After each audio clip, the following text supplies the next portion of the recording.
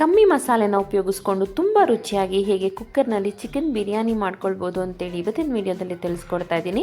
ಇದನ್ನು ಒಂದ್ಸಲ ಟ್ರೈ ಮಾಡಿದ್ರೆ ನೀವು ಪದೇ ಪದೇ ಮಾಡ್ಕೊಂಡು ತಿಂತೀರಾ, ಅಷ್ಟು ರುಚಿಯಾಗಿರುತ್ತೆ ಮತ್ತು ಭಾಳ ಸಿಂಪಲ್.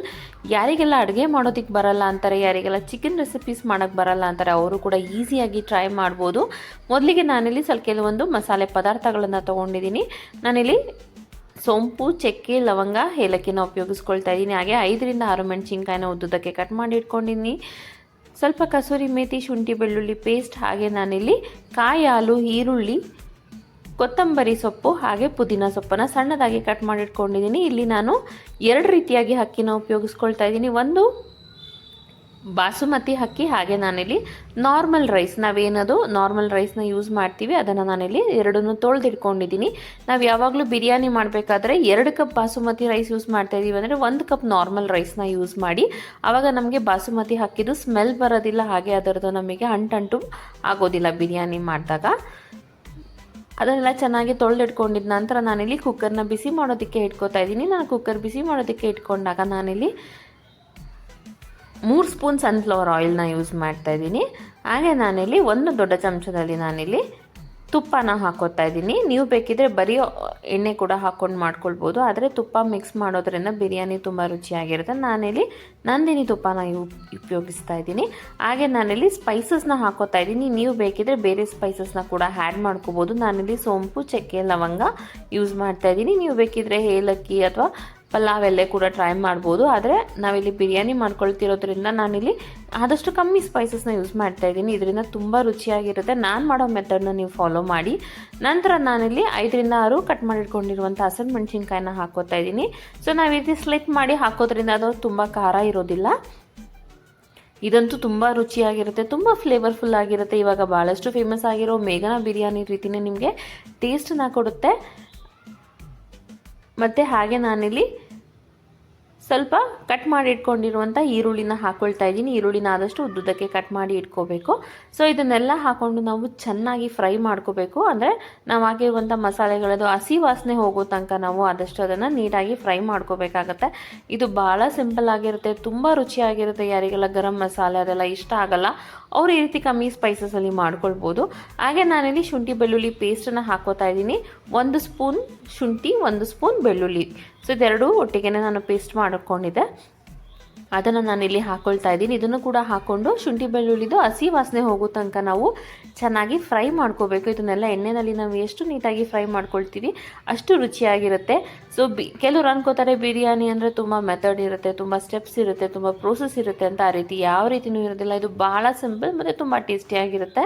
ನಾನಿಲ್ಲಿ ಪುದೀನ ಮತ್ತು ಕೊತ್ತಂಬರಿ ಸೊಪ್ಪನ್ನು ಸಣ್ಣದಾಗಿ ಕಟ್ ಮಾಡಿ ಇಟ್ಕೊಂಡಿದ್ದೆ. ಅದನ್ನು ನೀಟಾಗಿ ತೊಳೆದು ಸಣ್ಣದಾಗಿ ಕಟ್ ಮಾಡಿ ಅದನ್ನು ಕೂಡ ಹಾಕ್ಕೊಂಡು ಇದನ್ನೆಲ್ಲ ನಾವು ಎಣ್ಣೆಯಲ್ಲಿ ಚೆನ್ನಾಗಿ ಫ್ರೈ ಮಾಡ್ಕೋಬೇಕು. ಇದೆಲ್ಲ ಪದಾರ್ಥಗಳದ್ದು ಹಸಿ ವಾಸನೆ ಹೋಗೋ ತನಕ ನಾವು ನೀಟಾಗಿ ಫ್ರೈ ಮಾಡ್ಕೋಬೇಕಾಗತ್ತೆ. ಇದರಲ್ಲಿರುವಂಥ ಹಸಿ ವಾಸನೆ ಹೋದ್ರೇ ನಮಗೆ ತುಂಬ ರುಚಿಯಾಗಿರುತ್ತೆ. ಮತ್ತು ಇದೆಲ್ಲ ನಮಗೆ ಜಾಸ್ತಿ ಹಾಕ್ಕೊಂಡ್ರೂ ಕೂಡ ತುಂಬ ಫ್ಲೇವರ್ಫುಲ್ ಆಗಿರುತ್ತೆ, ತುಂಬ ಚೆನ್ನಾಗಿರುತ್ತೆ, ತುಂಬ ನ್ಯಾಚುರಲ್ ಆಗಿರುತ್ತೆ ಮತ್ತು ತುಂಬ ಟೇಸ್ಟಿಯಾಗಿ ಕೂಡ ಇರುತ್ತೆ. ಇದನ್ನು ಭಾಳ ಸಿಂಪಲ್ಲಾಗಿ ಪ್ರತಿ ವೀಕೆಂಡ್ ನೀವು ಮನೆಯಲ್ಲಿ ಮಾಡ್ಕೊಳ್ಳಿ. ಹೊರಗಡೆ ಹೋಗಿ ತಿನ್ನೋದಕ್ಕಿಂತ ನಾವು ಮನೆಯಲ್ಲೇ ಹೆಲ್ತಿಯಾಗಿ ಕೂಡ ಟ್ರೈ ಮಾಡ್ಬೋದು. ಸೊ ಇದೆಲ್ಲ ಚೆನ್ನಾಗಿ ಫ್ರೈ ಆಗಬೇಕು. ನಂತರ ನಾನಿಲ್ಲಿ ಕಸೂರಿ ಮೇಥಿನ ಹಾಕೋತಾ ಇದ್ದೀನಿ. ಸೊ ಕಸೂರಿ ಮೇಥಿ ಹಾಕೊಳ್ಳೋದ್ರಿಂದ ಅಷ್ಟೇ ನಮಗೆ ಏನು ಬಿರಿಯಾನಿ ತುಂಬ ಫ್ಲೇವರ್ಫುಲ್ ಆಗಿರುತ್ತೆ, ತುಂಬ ಚೆನ್ನಾಗಿರುತ್ತೆ. ಇದೊಂದು ರೀತಿ ನಿಮಗೆ ರೆಸ್ಟೋರೆಂಟ್ ಫೀಲ್ ಕೊಡುತ್ತೆ ಕಸೂರಿ ಮೇಥಿ ಹಾಕೋದ್ರಿಂದ. ಟೇಸ್ಟ್ ಕೂಡ ಹಾಗೆ ಇರುತ್ತೆ. ಸೊ ಇದನ್ನೆಲ್ಲ ಹಾಕೊಂಡು ಚೆನ್ನಾಗಿ ಫ್ರೈ ಮಾಡ್ಕೋಬೇಕು. ನಂತರ ನಾನಿಲ್ಲಿ ಅರ್ಧ kg ಚಿಕನ್ನ ಚೆನ್ನಾಗಿ ನೀಟಾಗಿ ವಾಶ್ ಮಾಡಿ ಇಟ್ಕೊಂಡಿದ್ದೆ, ಅದನ್ನು ಕೂಡ ನಾನಿಲ್ಲಿ ಆ್ಯಡ್ ಮಾಡ್ಕೊಳ್ತಾ ಇದ್ದೀನಿ.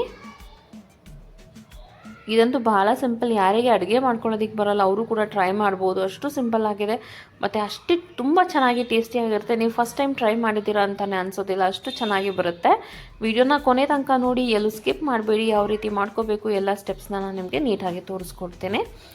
ಸೊ ಚಿಕನ್ನ ಹಾಕೊಂಡಿದ ನಂತರ ನಾವು ಎಲ್ಲದನ್ನು ನೀಟಾಗಿ ಮಿಕ್ಸ್ ಮಾಡಿಕೊಂಡು ಫ್ರೈ ಮಾಡ್ಕೋಬೇಕು. ಚಿಕನ್ ಹಸಿ ವಾಸನೆ ಹೋಗೋ ತನಕ ಚೆನ್ನಾಗಿ ಫ್ರೈ ಮಾಡ್ಕೋಬೇಕು. ಆದಷ್ಟು ಬಿರಿಯಾನಿನ ಮಾಡಬೇಕಾದ್ರೆ ನಾವು ಸ್ಪೈಸಸಲ್ಲಿ ಚಿಕನ್ನ ಹುರ್ಕೊಳ್ಳೋದ್ರಿಂದ ಚಿಕನ್ ಕೂಡ ಸ್ಪೈಸಸ್ ಫ್ಲೇವರ್ನ ಅಬ್ಸರ್ವ್ ಮಾಡ್ಕೊಳ್ಳುತ್ತೆ. ಸೊ ಅದರಿಂದ ನಾವು ಚಿಕನ್ ತಿಂದಾಗ ಬಿರಿಯಾನಿನಲ್ಲಿ ಚಿಕನ್ ಕೂಡ ನಮಗೆ ಟೇಸ್ಟ್ ಅನಿಸುತ್ತೆ, ಇಲ್ಲಾಂದರೆ ನಮಗೆ ಚಿಕನ್ ಕೂಡ ಹಸಿ ಹಸಿಯಾಗಿರುತ್ತೆ.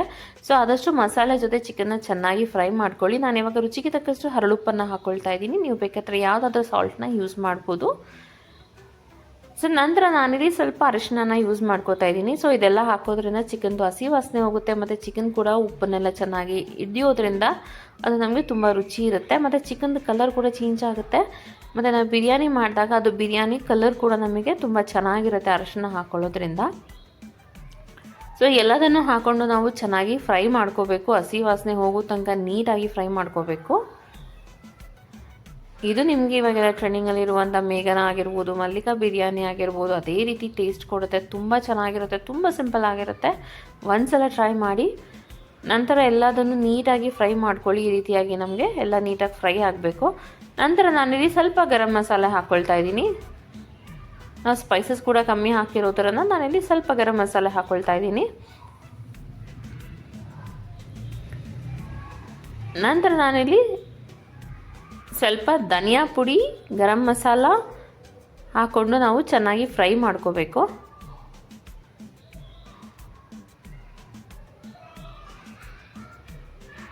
ಸೊ ಈ ರೀತಿ ನಾವು ಸ್ವಲ್ಪ ಧನಿಯಾ ಪುಡಿ ಹಾಗೆ ಗರಂ ಮಸಾಲ ಹಾಕ್ಕೊಂಡು ಚೆನ್ನಾಗಿ ಫ್ರೈ ಮಾಡ್ಕೊಳ್ಳಿ.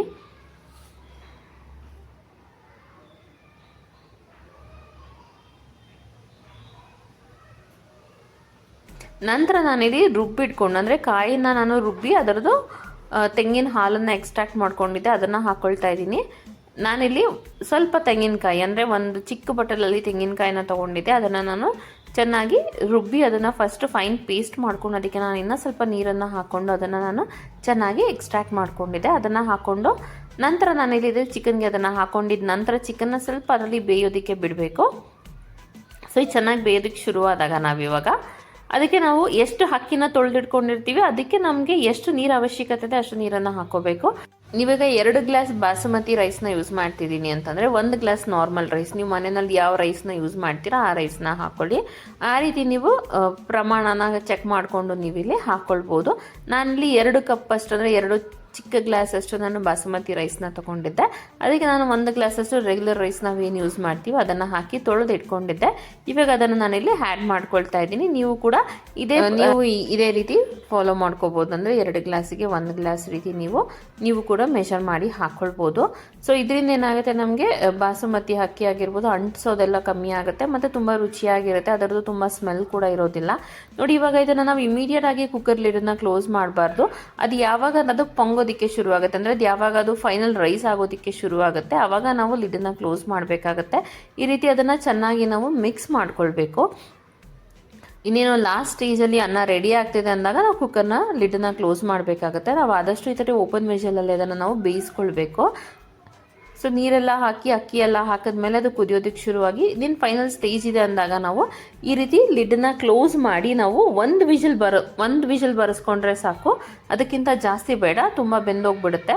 ಸೊ 1 ವಿಷಲ್ ಬರೆಸ್ಕೊಂಡ್ರೆ ಸಾಕು. ನಾವು ಅದನ್ನು ಫೈನಲ್ ಸ್ಟೇಜಲ್ಲಿ ಕ್ಲೋಸ್ ಮಾಡಿಬಿಟ್ಟು 1 ವಿಷಲ್ ಬರೆಸ್ಕೊಂಡ್ರೆ ಇದು ಒಂದು ರೀತಿ ನಿಮಗೆ ದಮ್ ಕಟ್ಟಿ ಹೇಗೆ ಬಿರಿಯಾನಿ ಮಾಡ್ತಾರೆ ಆ ರೀತಿ ಆಗುತ್ತೆ. ಸೊ ಅದಕ್ಕೋಸ್ಕರ ಅದನ್ನು ಫೈನಲ್ ಸ್ಟೇಜಲ್ಲಿ ನಾವು ಲಿಡನ್ನ ಕ್ಲೋಸ್ ಮಾಡಬೇಕು. ನಂತರ 1 ವಿಷಲ್ ಬಂದ ಮೇಲೆ ಚೆನ್ನಾಗಿ ತಣ್ಣಗಾದ್ಮೇಲೆ ನಾವು ಈ ರೀತಿ ಲಿಡನ್ನ ಓಪನ್ ಮಾಡಿ ನೀಟಾಗಿ ಮಿಕ್ಸ್ ಮಾಡ್ಕೋಬೇಕಾಗತ್ತೆ.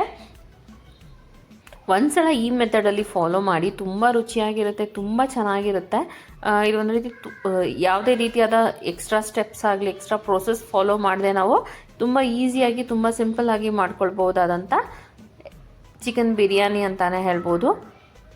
ನೋಡಿ ಈ ರೀತಿ ನೀಟಾಗಿ ಮಿಕ್ಸ್ ಮಾಡಿಕೊಂಡ್ರೆ ಉದ್ರುದ್ರಾಗಿ ತುಂಬ ಚೆನ್ನಾಗಿ ತುಂಬ ರುಚಿಯಾದ ಚಿಕನ್ ಬಿರಿಯಾನಿ ರೆಡಿ ಆಗುತ್ತೆ. ನೀವು ಟ್ರೈ ಮಾಡಿ ಹೇಗೆ ಅನ್ನಿಸ್ತು ಅಂತೇಳಿ ನನಗೆ ಕಮೆಂಟ್ ಸೆಕ್ಷನಲ್ಲಿ ತಿಳಿಸಿ. ಯಾರಿಗೆಲ್ಲ ಚಿಕನ್ ಬಿರಿಯಾನಿ ಮಾಡೋದಕ್ಕೆ ಬರಲ್ಲ ಅವರಿಗೆ ಈ ರೆಸಿಪಿನ ಶೇರ್ ಮಾಡಿ. ಹಾಗೆ ನೀವು ಟ್ರೈ ಮಾಡಿ. ವಿಡಿಯೋ ಇಷ್ಟ ಆಗಿದ್ರೆ ಸಬ್ಸ್ಕ್ರೈಬ್ ಮಾಡ್ಕೊಳ್ಳಿ, ಹಾಗೆ ಲೈಕ್ ಮಾಡಿ. ಇದೇ ರೀತಿ ರೆಸಿಪೀಸ್ಗಾಗಿ ನನ್ನ ಚಾನಲ್ನ ಸಬ್ಸ್ಕ್ರೈಬ್ ಮಾಡೋದನ್ನು ಮರಿಬೇಡಿ. ಹಾಗೆ ನೀವು ಟ್ರೈ ಮಾಡಿದಾಗ ನಿಮಗೆ ಹೇಗೆ ಅನ್ನಿಸ್ತು, ತುಂಬ ಈಸಿ ಅನ್ನಿಸ್ತಾ ಹೇಗೆ ಅಂತ ಹೇಳಿ ನನಗೆ ಕಮೆಂಟ್ ಸೆಕ್ಷನಲ್ಲಿ ತಿಳಿಸಿ. ಇದೇ ರೀತಿ ವೀಡಿಯೋಸ್ಗಾಗಿ ನನ್ನ ಚಾನಲ್ನ ಲೈಕ್ ಮಾಡಿ. Thank you.